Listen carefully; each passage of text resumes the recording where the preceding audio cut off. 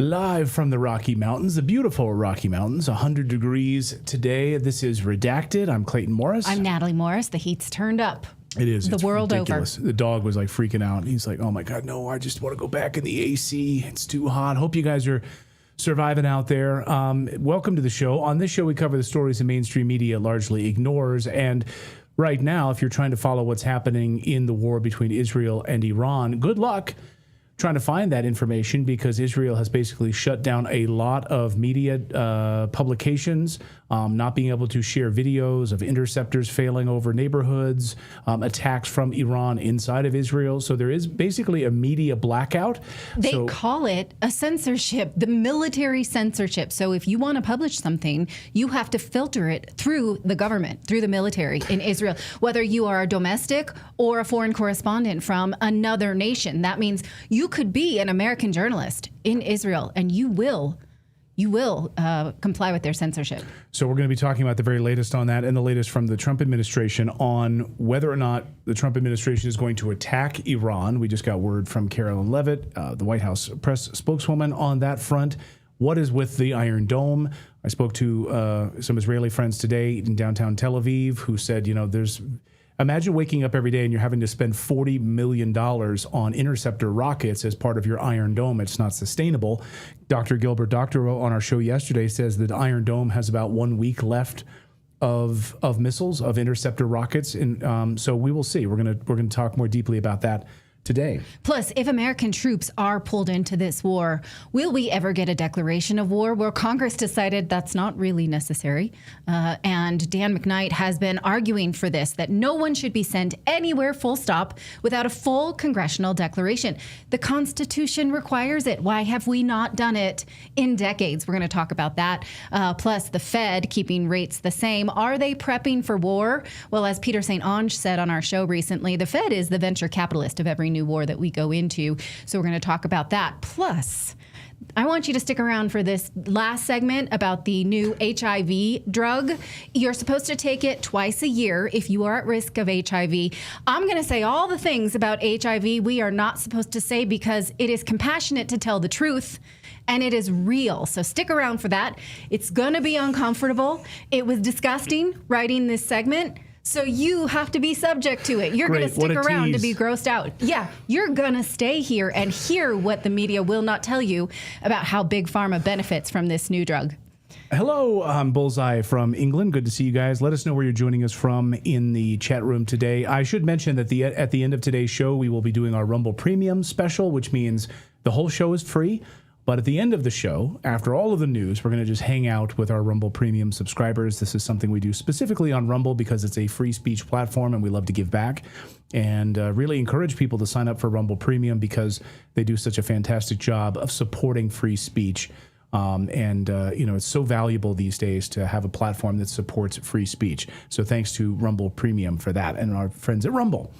Okay. People in the chat are saying, hell no. Yes. You're staying. I've kept it clean enough for you to know the truth. Please don't go. You must stay here and learn about the FDA. All right. What a tease. Stick around for some disgustingness at the end of today's show. All right. Well, let's talk about some disgustingness, which is the war right now between Iran and Israel, and the U.S. by proxy, of course, and now maybe China by proxy as well. The White House says that President Trump is trying to decide right now about a war with Iran, but he just needs a few weeks to decide. Watch. Regarding the ongoing situation in Iran, I know there has been a lot of speculation amongst all of you in the media regarding the president's decision-making and whether or not the United States will be directly involved. In light of that news, I have a message directly from the president, and I quote, "Based on the fact that there's a substantial chance of negotiations that may or may not take place with Iran in the near future, I will make my decision whether or not to go within the next 2 weeks." That's a quote directly from the president for all of you today. So we'll kick it off for questions here in our new media seat. We have Eli Lake from... Okay, so that's a TBD, right? That's a to be determined. We're just really not sure whether or not we're going to go to war. The president needs some time to cool his jets, figure some things maybe out. meditate, maybe pray. Are you exhausted reading the tea leaves and then anything we're promised doesn't happen? We don't know what's happening. Well, Seymour Hersh reports just the opposite. He says today in his reporting that a war and an attack on Iran is happening within the next 48 hours over the weekend. His report is chilling and absolutely credible. Given his track record, he's a Pulitzer Prize-winning journalist known for exposing the My Lai massacre, CIA abuses, the secret U.S. operations, the U.S. blowing up the Nord Stream pipeline. We trust him pretty much. Here's what he says, that what I've been told is that a war is coming. He says, this is a report on what is most likely to happen in Iran as early as this weekend, according to Israeli insiders and American officials I've relied upon for decades. It will entail heavy American bombing.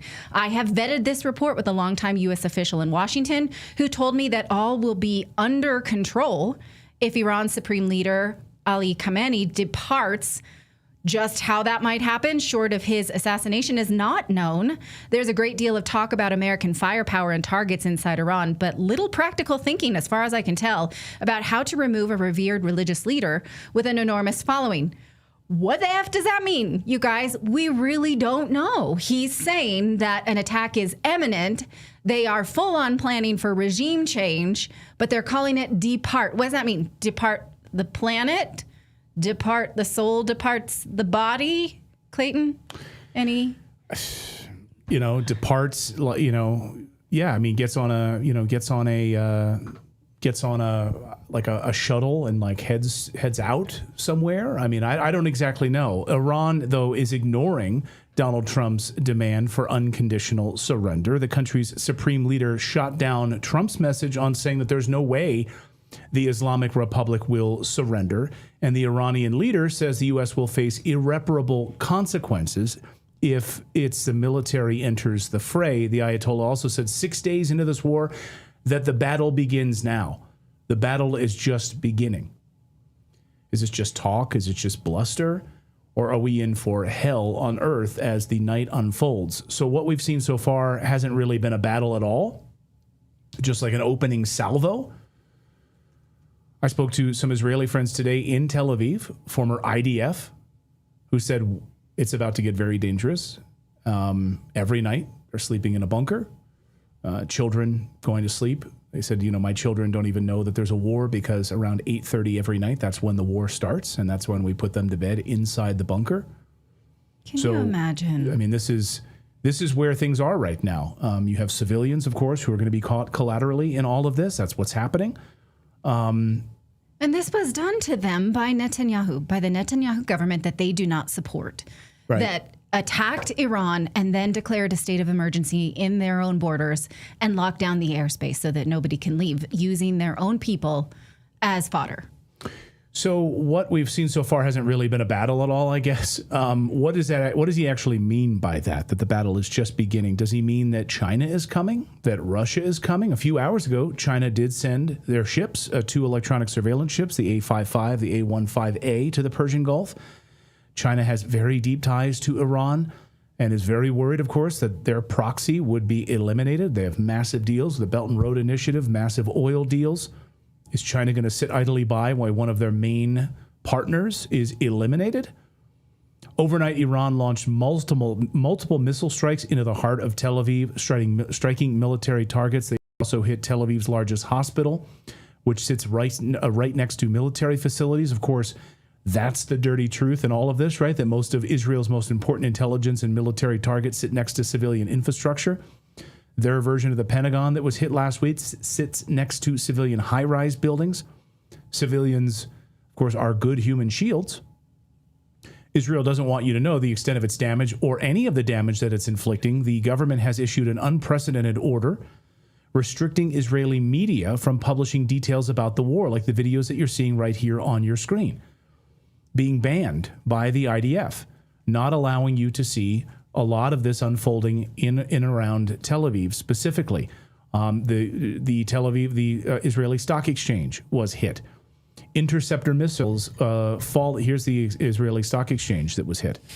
Interceptor missiles that are falling into civilian areas. So these are Israel's own Iron Dome interceptor missiles, which are going right through the roofs of civilians in their own neighborhoods. They don't want you to see that. They don't want you to see civilian deaths. The IDF military censor applies to Israeli media and any foreign media operating inside of Israel. So like if you're a Fox News reporter, if you're an MSNBC reporter, anything, like you're being told basically what you're allowed to show and not allowed to show at this point.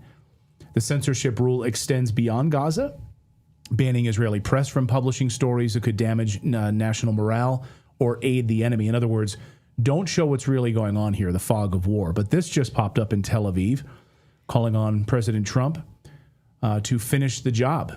This was a big banner rolled out right across Tel Aviv today, which shows finish the job.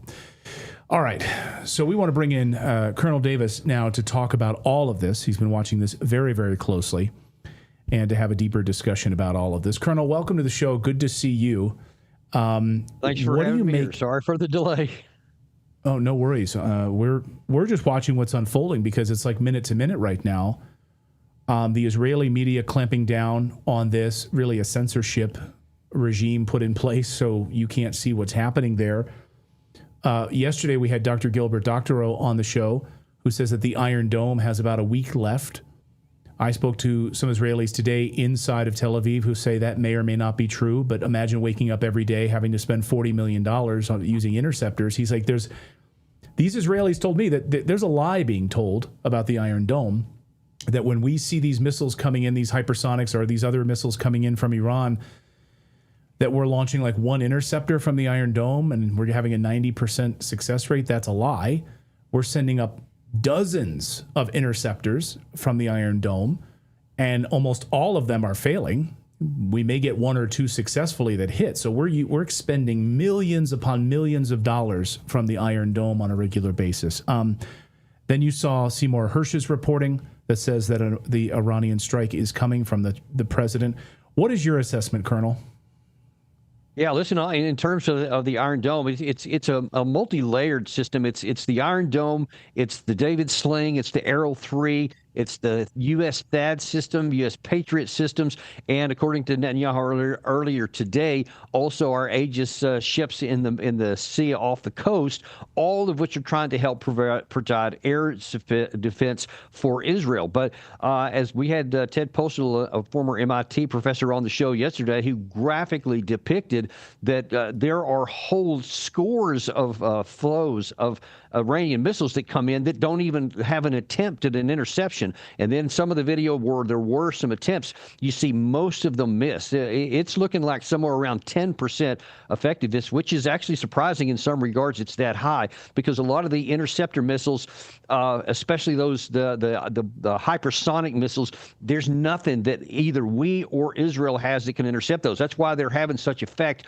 on the ground. So we need to understand that very clearly, that this mirage that Israel had this protective air defense dome over it, which was always a myth, now is being exposed as a myth. And who knows that maybe that's the reason why Trump postponed for his alleged answer for whether or not he's going to join the war for a couple of weeks, because maybe they want to get more interceptors in for Israel, because, I mean, at least 10% is better than no percent. So maybe they need to restock that. I don't have any independent knowledge about whether they're running out of interceptor missiles a lot. I read the Wall Street Journal article that said that they were running low. It stands to reason, because when you use that many missiles over this concentrated period of time, you're going to run short on them, and we don't have the capacity to continue to manufacture these things at pace. We can't do it for ourselves, for Ukraine, or Israel. So hopefully President Trump is looking at some spreadsheets and going, it wouldn't be a good idea to get into a war that we don't have the capacity to continue to wage to protect our people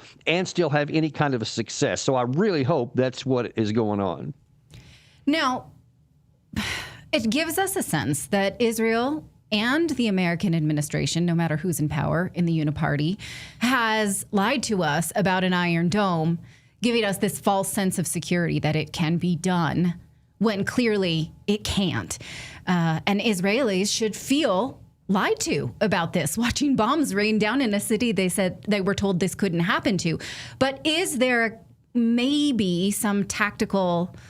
It's awful to say this, but, you know, people have been dying there for years now, that let Israel run out, and then they have to negotiate when their government shows no appetite for negotiation. In fact, they launched this to thwart negotiations. Is there some, I mean, who has to die in the meantime, but is that a tactic? Well, listen, I mean, it's not like they need to run out. I mean, I think that they need to be cognizant they don't have a protection now. Whether they have another 500 missiles or not, they're still going to get a very small percentage of the incoming missiles. Of course, we also don't know how many more Iran has. There's some allegations they have several thousand more that they could use. Some people claim they're getting close to the end. No one really knows. We'll just have to wait and see what continues to happen. I'm pretty confident that Iran would, even if they were getting low, they would have reserved a certain amount for the expectation that they have to fight the United States someday, and they don't want to do that empty-handed. So I'm sure that they have some decent amount left, but that needs to be happening. What you described, finding a way out of this diplomatically needs to be happening right now. But unfortunately, from all I've seen today, and I saw a number of comments from Netanyahu, that he's just trying, like, doubling down and trying to suck the United States in to fight this for him, because I think they realize militarily they're not going to be able to win this on the ground or achieve any kind of success that they may want. They're not going to be able to take out the Fordo system. And by the way, just to be clear, in case anybody's confused on this, the claim that our GBU-57 bunker buster, that 30,000-pound bomb, would take out Fordo, I think is very unlikely to be accurate, because what nobody that I've seen is talking about this in the Western side is that the Iranians apparently, according to some Chinese sources, have developed their system so that instead of like just a bunch of ground or just concrete that the missile could try to penetrate through, it's actually broken up in granite and some angles. And so when the missile comes in, it will knock it off course and deflect it, and then it can be broken up by the other pieces.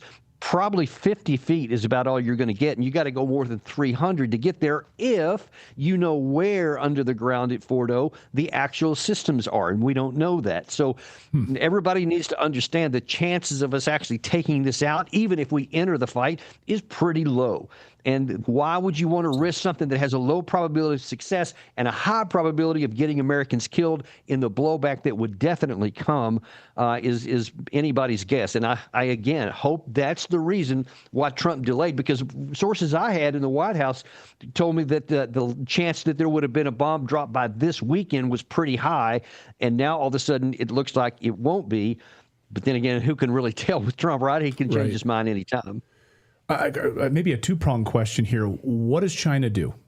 Sources I've been speaking to today say this is the big wild card here. China will not lose their proxy in Iran. They have massive deals, Belt and Road Initiative deals with Iran, massive amounts of oil deals that fuel China. They are not going to allow Iran to fall. So what will China do? And I guess the other piece of this is when you hear Khomeini say that the battle has just begun and Israel is sort of like, battening down the hatches for tonight. Tonight in the next 48 hours could be pivotal. What do you think that he means by the battle has just begun? Well, I think that I guess, well, let me take your questions in order. First of all, about the Chinese. I mean, a lot of reports have been suggesting over the last 2 or 3 days, a lot of Chinese transports, 747 style aircraft have come in delivering something. We don't know what. I actually think the bigger issue is what Vladimir Putin said. I think it was earlier today. Maybe it was yesterday. I saw the video this morning where he said, listen, we're going to be, my people are going to be at the Bashir nuclear facility. We might go as many as 600 people in there, and we are not leaving. Making it clear that if you want to go to war with Russia, you hit that facility. But otherwise, he said, we're not going to leave. So that raises the stake and the possibility of escalation, or else Israel will simply fail in its objective to destroy the nuclear capacity if they can't hit Bashir. And I don't know what other sources he may be under. But I'm sorry, what was the second part of your statement there? Just about the battle just beginning. Yeah, right. Yeah. So listen, Iran fought an 8-year war with Iraq. They suffered over 1 million casualties. Some have it even higher than that, but apparently the low end is 1 million. Over 8 years, they know what it means to suffer, and they were willing to put forth whatever effort is needed to continue to survive as a nation.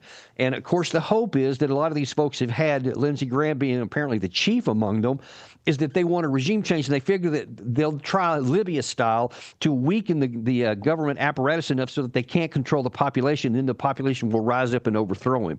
I suppose there's some possibility of that.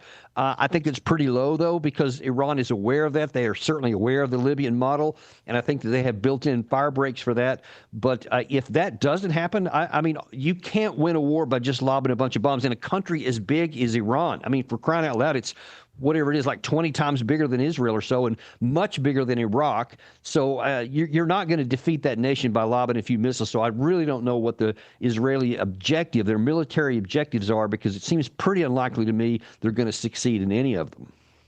Now, talk a little bit about the way that this is presented to the American people, as if it will be easy, as if, precision strikes is all it takes, is that we can minimize civilian deaths, as if Iran is this backwater that, there's nothing there anyway, so who cares what we do to it? This is all a part of the narrative we saw selling us the war in Iraq.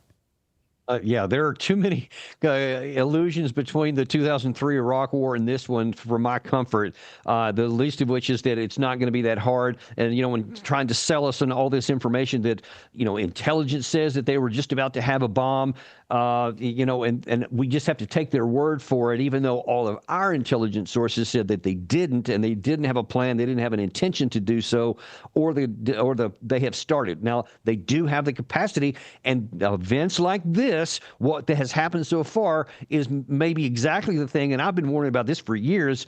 If you want to push Iran to the bomb, do this, because if you make them calculate that the only way we can guarantee our national security is by having a nuclear bomb, this will push them in that direction, as opposed to working diplomatically where you gave them every reason not to do so, where everybody could have lived in peace. But we have chosen not to do that. The Lindsey Grahams of this world, the Ted Cruzes of this world, no, they want to join in with Benjamin Netanyahu to destroy and kill everybody in the Middle East they don't want. And what is it? Newt Gingrich last night went on Fox News on Hannity and said this is a golden opportunity. This is going to be the Gorbachev Thatcher moment. It's going to be Trump and Netanyahu, and they're going to usher in this peace. They're going to put in place a friendly government, friendly to the West inside Iran. It's going to be great.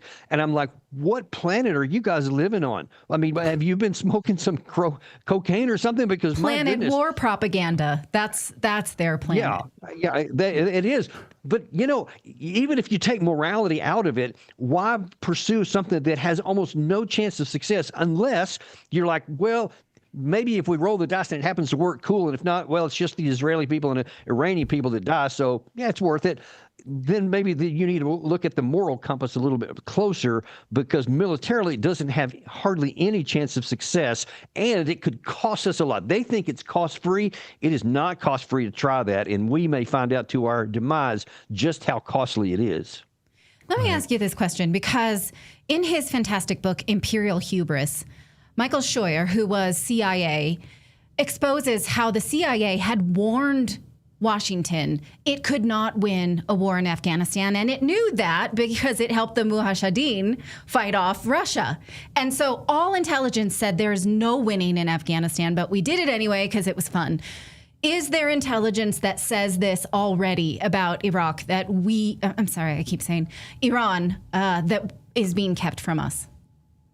I don't have any access to that myself, so I couldn't speak one way or the other. But based on the actions, I can only assume that there are plenty of smart people that realize this, that know that it's virtually impossible to succeed here, that understand how military affairs work, balance of power and all that kind of stuff, and understand that Iran has certainly foreseen this possibility in all of its defensive capacity. And I'm sure they were clearly caught off guard. I mean, it was kind of a Pearl Harbor moment for them where they were, sucker punched, et cetera, and they lost a lot of senior people.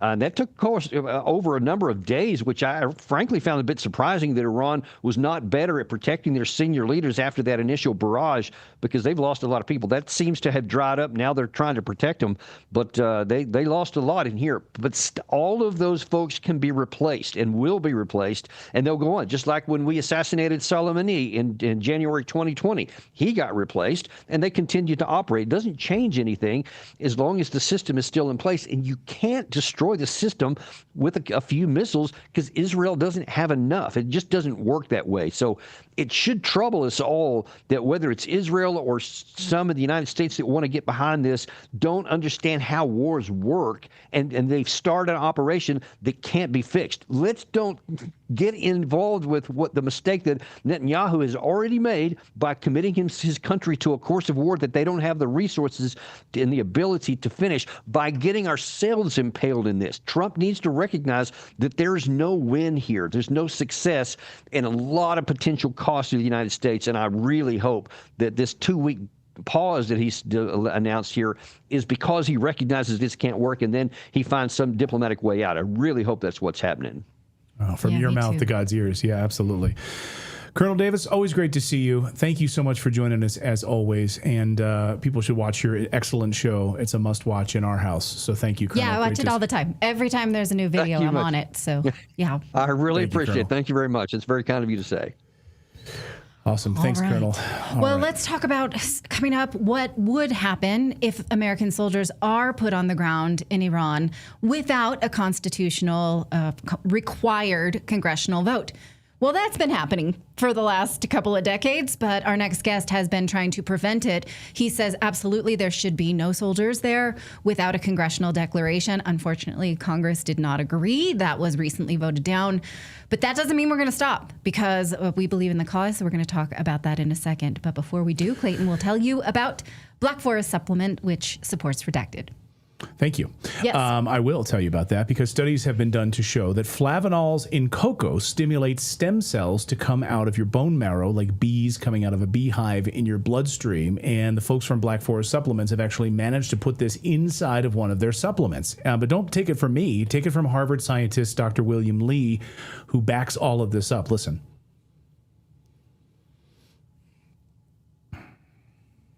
Studies have been done to show that the flavanols in cocoa stimulate stem cells to come out of your bone marrow like bees in a beehive in your bloodstream, and they go out and they find wherever it needs to be repaired. If it's in your heart, they'll fix it. If it's in your liver, they'll fix it. If it's in your skin, they'll fix it.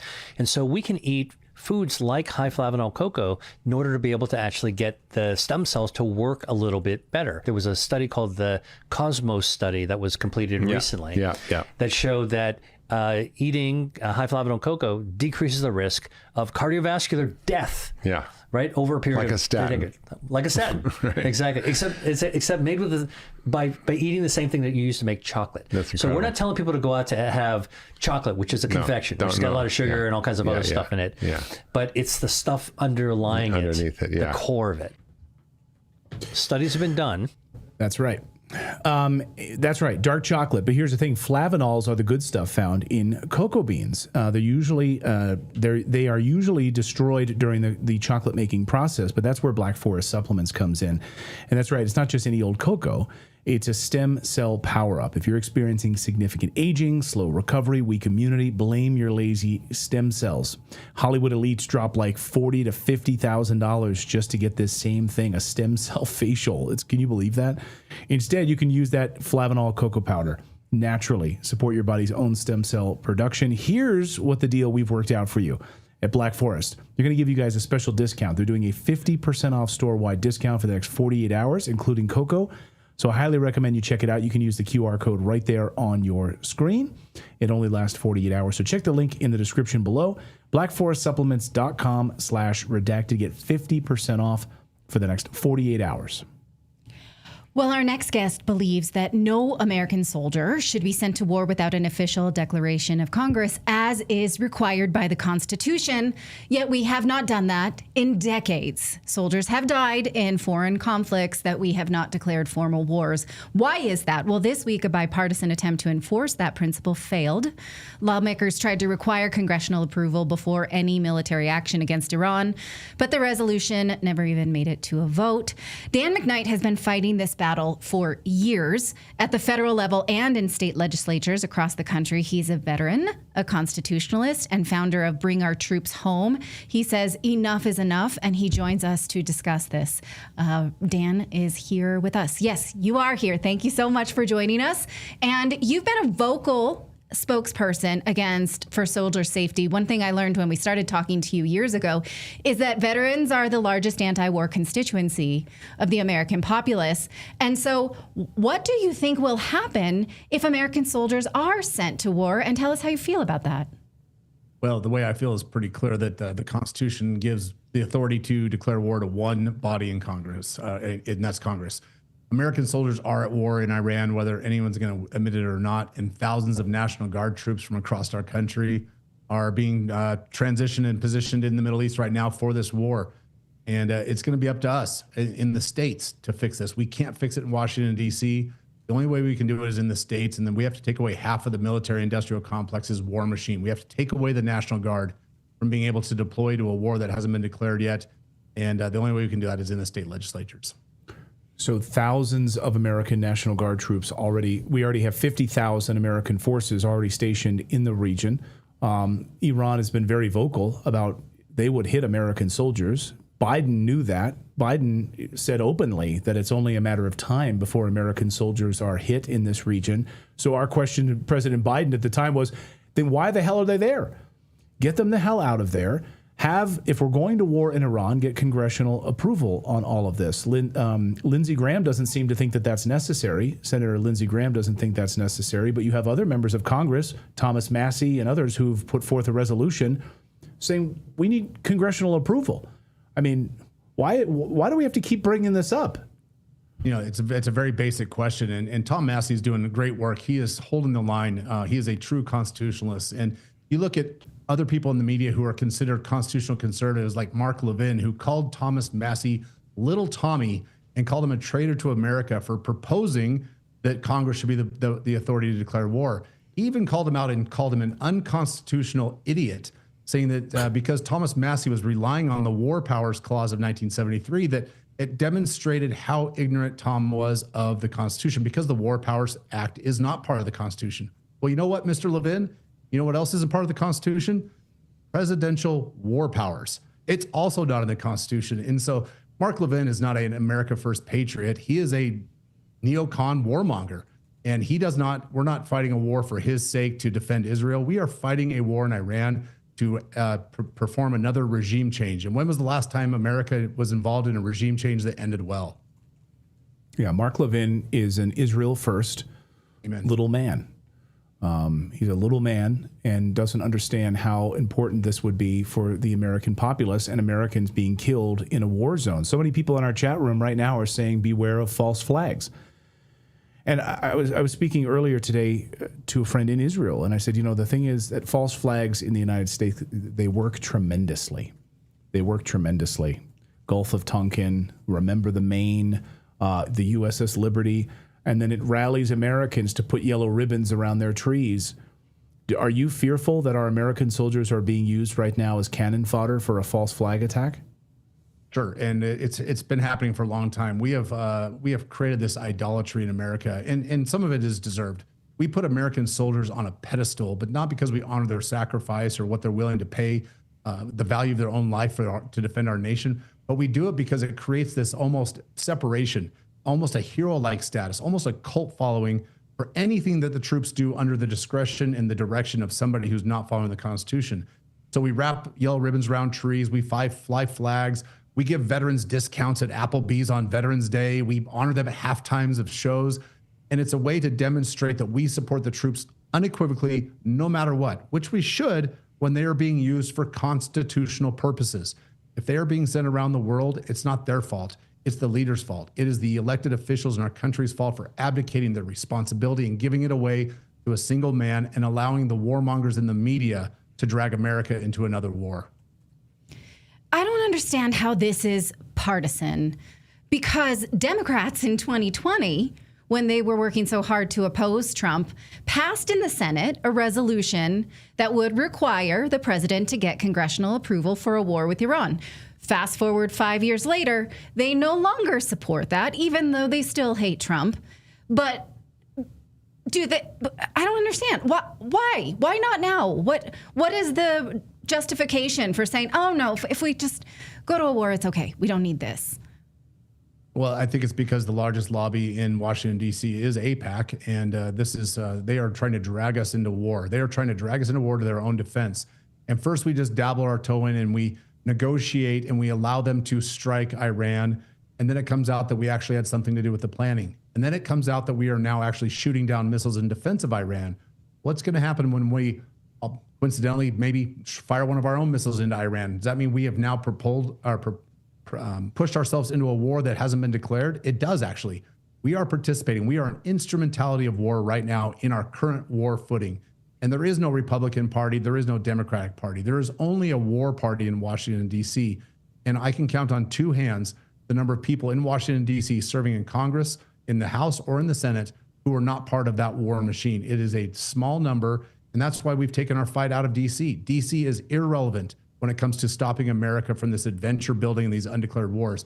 It has to be fought in the states. It has to be fought where average citizens who oppose these wars, who are not in favor of them, have a lever of power. We have more leverage in the state legislatures than we ever will or ever did have in Washington, D.C. Well, that explains why you take this to the state by state is where you're trying to get this passed, because D.C. is a lost cause. So I just, before you ask your question, I want to let people know that they can go to bringourtroopshome.us or follow Troops Home US on X. Go ahead, Clayton. Dan, I was going to ask you, when was the last time we declared war? When was the last time Congress declared war, voted, gave the president the authority to launch an attack? 1942 against Hungary, Romania, and Bulgaria. 1942. So over 80 years ago was the last time. And since that time, let's just quickly name some: Korea, Vietnam, Grenada, Panama, Desert Storm, Iraq 1, 2, or 3, Afghanistan, Syria, Yemen, the Horn of Africa. We can go on. There's probably 70 wars that we can name that we have never declared. And Congress has literally abdicated their responsibility. They've given away the authority that we gave to them as the people. Our founding fathers were very clear on this. They did not want to have a king having the authority to take our nation from a condition of peace to a condition of war unilaterally. That's why they put it in the hands of Congress, because they are the closest to the people. And if America is going to shed blood, bury our treasure, or our lives in another country, we should do it with the informed consent of we, the people. Congress is afraid to do that because the ramifications of going back to their home districts in Boise, Idaho, or Bismarck, North Dakota, means that they would have to tell constituents why they took their sons and daughters away from their communities and put them in a war somewhere halfway around the world, fighting for a cause that has nothing to do with American interests. I have a question. I read a book about insurance, and it said that veterans get special benefits if they have served in an active war or a declared war. There are legal differences such as VA benefits, medals, honors, public recognition, legal protections, and things like that. So everyone who has served in an undeclared war since doesn't have it quite so easy as a veteran, and that's wrong. Can you explain that better than I just did? You know, that's an interesting concept, because I think that we've blurred the lines. When, I was in Afghanistan 2005 to 2007, and we came home with a chest full of ribbons and awards and medals from war, even for people that never left the FOB, people that never left the office, people that never put on a helmet, never picked up a rifle, never engaged the enemy, came home with a chest full of war ribbons. So I think we've blurred those lines, and I don't know that there is actual distinction anymore in our society between combat that has been declared, combat that has not been declared, or no combat at all. Like I said, this propaganda that we use to prop the troops up as a justification for war has gotten out of control. And I just don't know that there is an actual distinction anymore. So it's like participation trophies now within our armed forces for these wars. Unbelievable. But if you looked on Lindsey Graham's DD 214, that's your official record when you leave the military. He probably has a war medal. We all know that Lindsey Graham never went to war. I believe he was an attorney in the Air Force. I think. I'm not even sure on that. But even if he was in the military, and he claims he was, can you imagine that man picking up a rifle and engaging an enemy? The only thing he can engage the enemy with is the words that are coming out of his mouth or the support that he offers with American dollars. Yeah. True enough. Truer words are never spoken. Dan McKnight, thank you so much for your honesty, integrity, and pushing for us to have checks and balances in Washington, D.C. No more wars. Keep our troops out of there and make us vote on it. Put it before the American people. We were promised transparency. Put it before the American people. If it's an existential crisis to the United States of America, Americans will vote on it. I mean, think of the way we're sold this right now is like a GOP poll that says Americans support this. You do support it, which then I guess makes us think, well, that's good enough for me. Then that's not what the Constitution, that's not the way it's supposed to be. So thank you so much for your hard work. It's always a pleasure to speak to you. It's good seeing you both.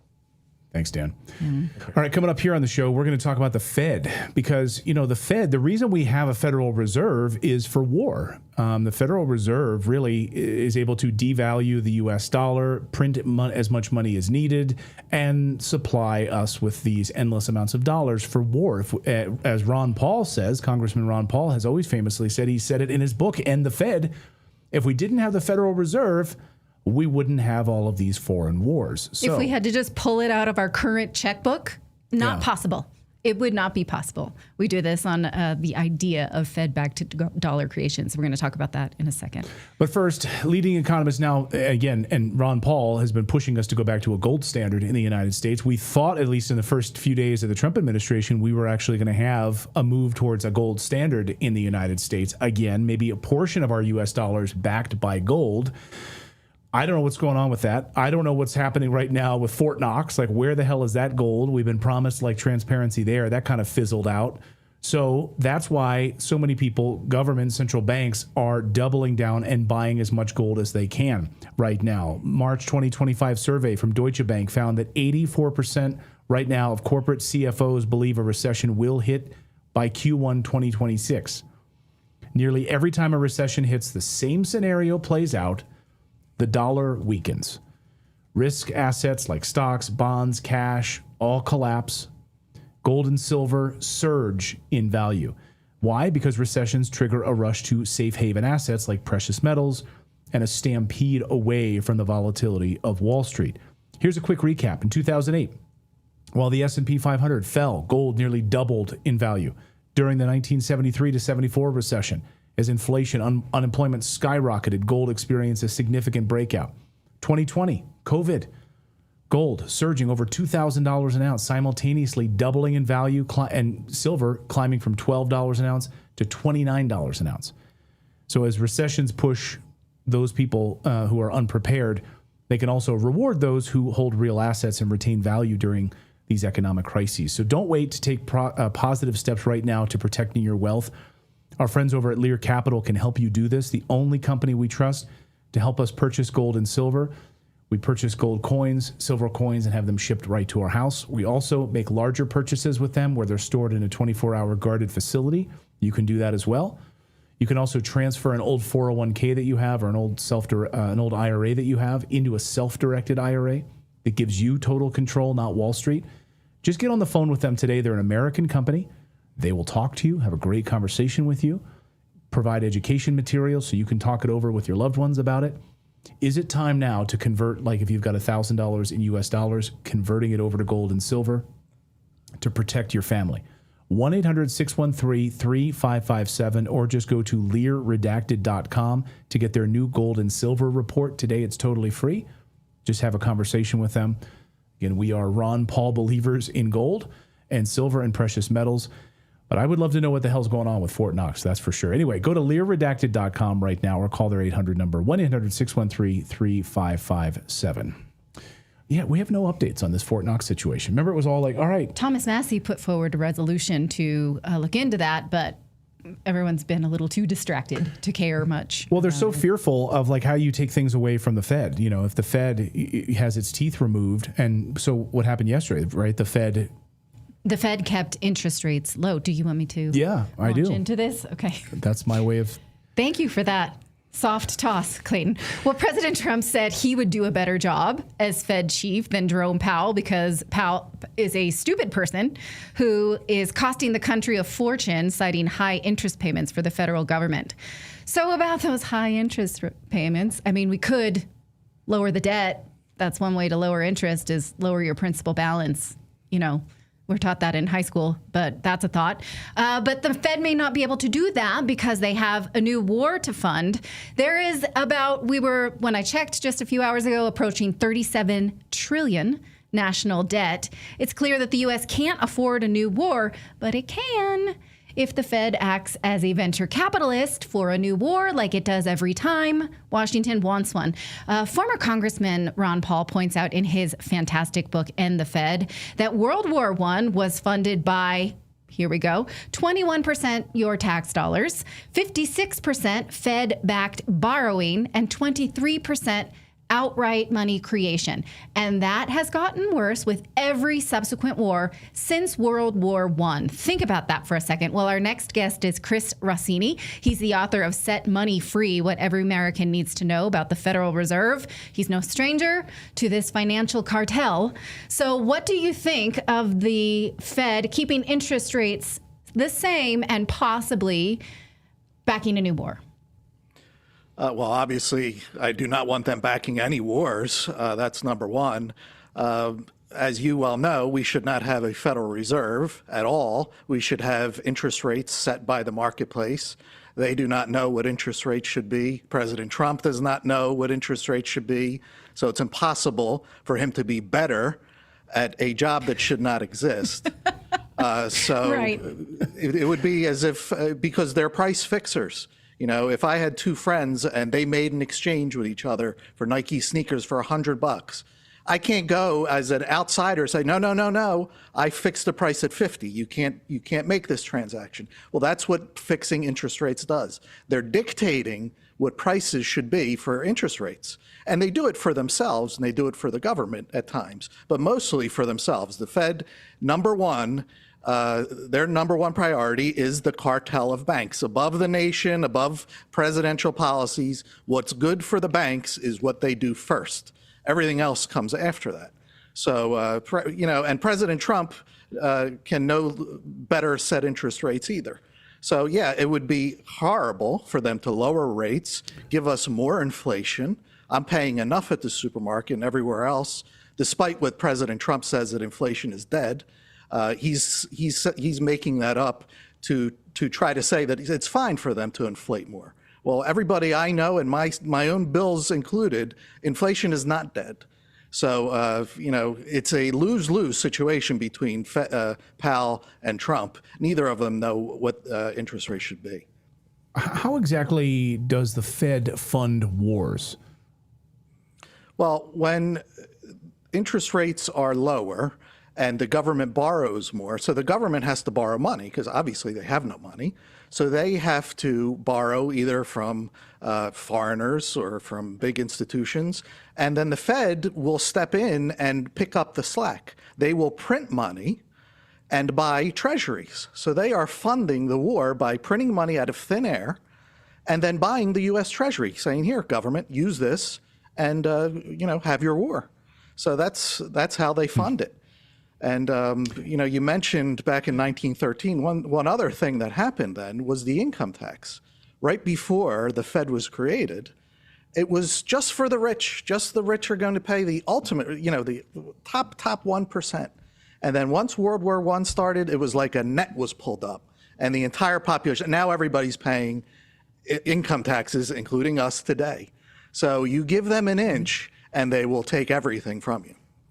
And they sold this. I want to encourage everybody to go out and look for the video that Disney did for the federal government of Donald Duck being instructed on how paying taxes was patriotic because we needed to bomb the Nazis.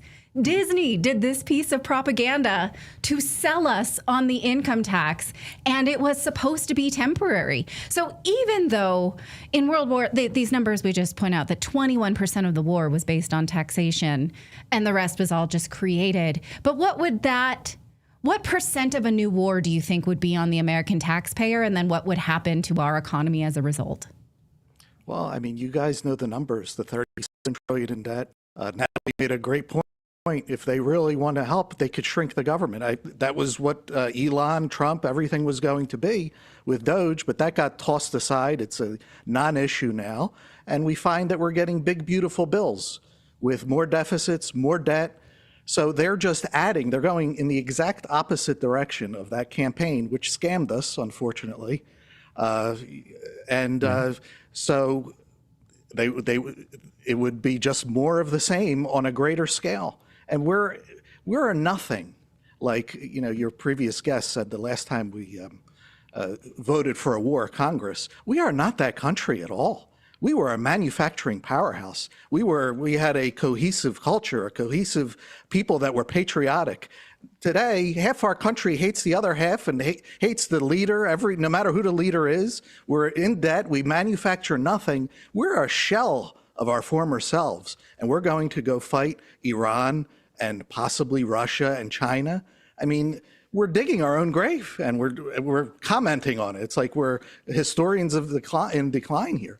It's a terrible situation. They could only be bad. And you know what? The American people do not want it, because we just had an election 6 months ago not to do this, and President Trump is just kicking us to the curb.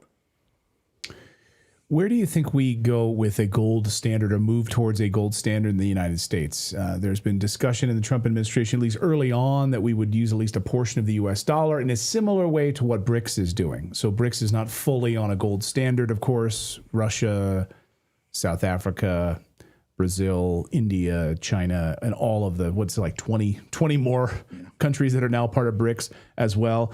It's not fully on a gold standard, but it's backed by gold. It's backed by precious minerals. It's backed by commodities. The United States dollar isn't backed by anything. It's only backed by, really, the United States military. Exactly. And I don't think that the possibility of a gold standard is any time in our near future, unless we have a severe financial crisis, which is always possible, especially if you get into a major war. Our government does not want it. The empire does not want, because a gold standard is a restraint. And they don't want restraints. They don't even want votes on, the Congress is, they don't even want to vote for war, let alone you're going to restrain us with gold. So it's pretty sad, and they gave us all this talk about Fort Knox, Clayton, you mentioned it. That was another thing that was just thrown away. So do I think a gold standard is on the horizon? Not unless there is a severe financial crisis, which, is where we're headed anyway. But it's a shame because you don't have to go down that road. You can do the right thing. It's like quitting smoking. You don't have to wait until you get emphysema. You could stop now, but they have no ambition to stop at all. That's a great analogy. You could stop before it's painful for you to walk up and down stairs. You might want to take that action. Chris, I wanted to just read, because Congressman Ron Paul wrote the foreword to your book, which is called Set Money Free. And, I want to promote your book if I can here. So Ron Paul says, Set Money Free is an important work that explains the economic, philosophical, and historical case against the Fed. People looking to spread the ideas of liberty should consider buying multiple copies of this book and hand them out to friends, relatives, and coworkers.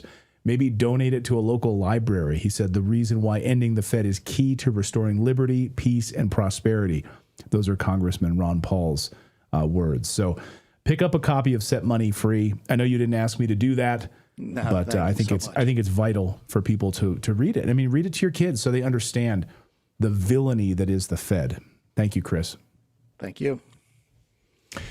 All right. Well, coming up, there is non-war to talk about. We're going to talk about it. Can you believe it? We're going to talk about why the FDA just approved this new HIV drug. Is it going to help anybody not get HIV? HIV. I don't know where that accent came from. That's from California. You All grew of up a in sudden- California. You've got your vocal fry. I think that was, I just turned British for a second there. But I'm back. Okay. My brain was hijacked. We are going to talk about some truths about HIV. You're not going to like it, but you're going to be equipped with real knowledge about it. So hold your horses. Before we do that, though, we want to tell you about our friends over at Chapter, because a close friend of ours just saved tens of thousands of dollars on Medicare. And we want you to know how they did it so you can too. Medicare enrollment is complicated, and that's on purpose, because the more confused you are, the easier it is for big insurance to steer you into overpriced plans that make them more money. Trump's Department of Justice just sued 3 of the biggest brokers in America because what they were doing was steering people into plans that would give those companies kickbacks, and that's illegal and disgusting. But Chapter was created so that you would have an honest broker. Chapter does not do this. They will search every Medicare plan, and they will pick the one that is right for you and teach you how to do it. You can have just a 30-minute phone call to Chapter, and you can save tens of thousands going forward. The call is 100% free, no pressure, just real, honest help. And the average person saves $1,100 working with Chapter. So if you're turning 65, already on Medicare, call the number on the screen and connect with Chapter today. You'll be so glad you did. It's 202-655-5811, or go to askchapter.org/redacted. One more time, that's askchapter.org/redacted. And I should point out, coming up in just a little bit after this segment, we are going to hang out with everyone and do our Rumble Premium hangout. So, just get yourselves ready on Rumble Premium for that. All right. Well, there are 2 ugly truths about this new HIV vaccine that the FDA approved this week that the media will not tell you. So look at this headline, the way that this is coming across. Full approval, powerful drug. Listen to this NBC News anchor breathlessly excited about this new HIV vaccine. But what they don't say is even more revealing than what they do. Watch. We are following some breaking news out of the FDA. The agency has just approved a new, highly effective HIV prevention medication. In clinical trials, the drug nearly eliminated the spread among people given an injection every 6 months. Joining us now with more, NBC News medical fellow Dr. Akshay Syal. So, Dr. Syal, first, tell us about this drug and why so many are excited about it. Okay, so exciting. The doctor they go on to interview says passionately that this is better because the current HIV prevention is a daily pill. So people don't take that. They don't want to. They don't want to refill their prescription. Now we can just give them 2 shots a year. That's why it's better. What are the 2 populations, though, that take this, you wonder? Like, why would anyone want an HIV prevention shot? Here's what they don't say, is that the 2 populations that should take it are gay, bisexual, and transgender people, or cisgender women in sub-Saharan Africa. That's weird, right? Like, why these 2 populations? Well, the sad truth is, for one of them, because of promiscuous lifestyle, and for the other is because they get sexually assaulted all the time in sub-Saharan Africa. So it's like, we can't really stop you from getting graped without a G, but we can give you a vaccine that means you might not get AIDS when it happens. Is that better? Is that progress? So again, let's begin with these 2 vulnerable populations for HIV, the African women. So what they say, I object to the term cisgender, but okay. They tested it on cisgender women in South Africa and Uganda because of their high HIV exposure, often linked to conditions like gender inequality, economic dependency, and endemic sexual violence, which means they may have to take a job where they are sexually abused all the time. We saw this in the WHO documents, that's how it goes. You take a job at a clinic, your boss is going to be sleeping with you, and whether you like it or not, and that's the way it goes. The study did not really account for who was sexually assaulted and who wasn't. They only looked at who contracted AIDS and who didn't. Also, it was not tested with a placebo. It was tested against the women who took a daily pill that is currently on the market. That tells us nothing about who's protected against sexual violence and who is not. That's not really liberation. That's just market testing. All this says is you're better off getting a shot twice a year than taking a daily pill, because you're going to get graped, girl. And you may get AIDS, so this is how we protect you. Is that, think about that as a woman. Like, do I need to take this? Because I just, it's so likely that I'm going to get assaulted and then I might get AIDS from it. I guess I'll just take a shot twice a year. Can you imagine? Do you think, I ask you, if the NBC anchors who read this excited news knew that? Would they be quite so excited? Okay, now brace yourself, because we're going to move on to gay and bi and trans people in the U.S. and their risk of AIDS. Again, this drug was not tested on a placebo. It was tested only against people who took this daily pill. Now, the media ignores the fact that people on preventative HIV medicine, it's called PrEP, often think of this as a license for promiscuity, and data shows that then they exhibit riskier behavior and they are more likely to contract STDs. Not AIDS, but other fun things, like here are some studies that prove that. This one showed that men who were on PrEP meds had a 35% increase in cases of chlamydia, gonorrhea, and syphilis. It's not AIDS. It's a whole different kind of party. Here's another, found that gay men on these types of meds were 11 to 45 times more likely to be diagnosed with a bacterial STD than men who were not. There are dozens of studies like this. Do you think that men who are put on this preventative AIDS medicine are informed of this? Like, hey, this may give you a license to go have a party, and then you're going to get other things, so beware of that. Probably not. In fact, because the media loves to advocate for gay sex so often, gay men are never told the truth, which is that anal sex is incredibly risky. Here is what is never acknowledged. Anal sex is 20 times riskier than vaginal sex for HIV contraction. Condoms are highly likely to fail, making this even riskier. And in fact, in December of 1990, the FDA published this warning saying that condoms are more likely to break during this type of intercourse than any other. And even if it doesn't, it's risky because the tissue in the rectum can bleed and tear. Clayton's getting so uncomfortable. I warned you. It says these tears allow disease germs to pass more easily from one partner to another. This, and in fact, in the 80s, the Surgeon General even said that this type of sex was too dangerous to practice. Now, why, I ask you, does the government not issue these warnings anymore? It's because they now put the onus on condom companies. They figure that condoms, preventative drugs, and regular HIV testing is enough, so they don't teach you to manage the risk at all. But even with the condom part, think of the second part about tears in the tissue in the rectum. Humans haven't somehow evolved and our buttholes are stronger. That's not true. Sorry, Clay, look at his face. You need to stop doing this because I'm trying to deliver serious news. This is serious. These are the things. I'm serious. I'm just, yeah. It's just, yeah. You need to man up and listen to this, because these are the things that the government is actively not saying. So when your kid goes into sexual education, they're told this type of gay sex is totally fine and totally safe, and it is not. And they know that. And so by putting forward these preventative AIDS drugs, they know that these kids are going to get other things, not just kids, but also adults, and they don't say so. So this is not really allyship. You know, you're trying to be so inclusive that you don't say what the true risk of gay sex is. Is that allyship? I would say that's more homophobic to not tell them the truth. Again, I wonder, do you think these NBC anchors who did this segment understood that? Do you think they cared? So yeah, you can take a twice yearly shot if you want, while you either keep getting graped without a G, or you have a fun and busy sex life and then you get other STDs. So fun. But I ask you, who benefits from this? Definitely not the women who are at risk of sexual assault in Africa. Don't pretend this is awesome for them. Definitely not the gay men contracting more STDs that no one warns them about. Not the public, who's told the half-truth in the name of inclusion. But Big Pharma does. They don't need to stop any sexual violence. They don't need to encourage caution. They just want you to keep getting this twice yearly shot for the rest of your life.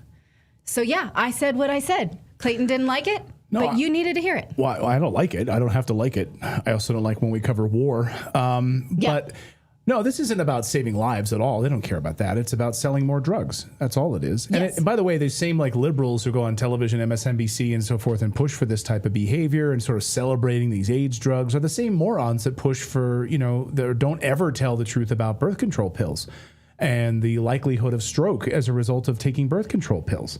Yeah. These are the same people, I think, unless I'm wrong. Well, I mean, there are many uncomfortable truths that if you are a gay person, you need to know. It is not homophobic to say so.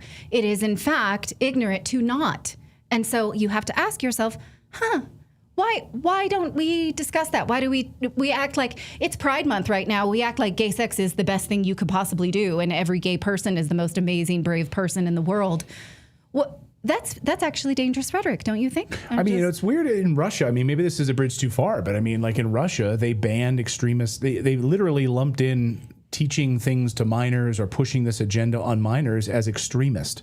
So it's banned in Russia to even be able to promote content, information, pushing this kind of, information to minors. Maybe that's something we should do in the United States. Yeah. I mean, this merits a real conversation about safety for gay people. We are not allowed to have it. Okay. So I just had it. I'm not telling you what not to do, but I'm telling you what to think about if you're going to do. That's what I'm saying. And that they lie to you in the name of that all inclusion and big pharma benefits. I think I've made my case. I'm going to leave it right there. Well, thank you for that. You're welcome. Very much. In our team chat, they're like, she said butthole. Yes, I did. Well, I also said that you told us that the onus is on, and I even wrote in our chat that you said onus. I did, but yeah. So, okay. I didn't like saying those things. Those are things that we need to say. Someone at the beginning of the show said, you know what, we need to, because we used to say on our show, hey, welcome to Redacted, it's time to get uncomfortable. Maybe we need to say that again. Mm-hmm. Bring that back. I'm comfortable. I said those things, and you're comfortable. I'm ready to move on. All right. Hey, we thank you guys for subscribing and being a part of our community here. We really appreciate it. Thank you for subscribing on Rumble. Thank you for subscribing on YouTube. We are now going to move over to our Rumble Premium team. If you want to join Rumble Premium, they support free speech. Go to rumble.com/premium, save $10, and support freedom of speech. So we're going to hang out. Use the code Redacted over on Rumble. Come on over. Again, the whole show is free. Everything we've done to this point is free. Even that last segment was free. Mm-hmm. But now... That was an ad for Big Pharma. Right. I await my GlaxoSmithKline check any minute now. I don't think that's who makes it. I think it's a different... Anyway. But anyway, the whole show is free. But now it's behind Rumble Premium. So again, people always sign in. They're like, now the show is paid for. I'm done. No. The whole show is free. Now we're just going to switch. We're pressing a button just to hang out for a little bit on this Thursday. So bye, everyone on YouTube. Bye, everyone on Rumble normally. And we're just going to go to Rumble Premium. All right, flip that switch, David. All right, I'm flipping it. Flipping the bird. Flipping the switch. All right. Are we all there? Are we all there? We're good to go. Good to go. All right, let's just check it out here. I always love to look now in the Rumble chat room where people are like, wait a minute, this show is now paid for behind a paywall? Oh, what is that? What are we listening to? I don't know. All right. Well, thank you for staying. And someone says, seriously,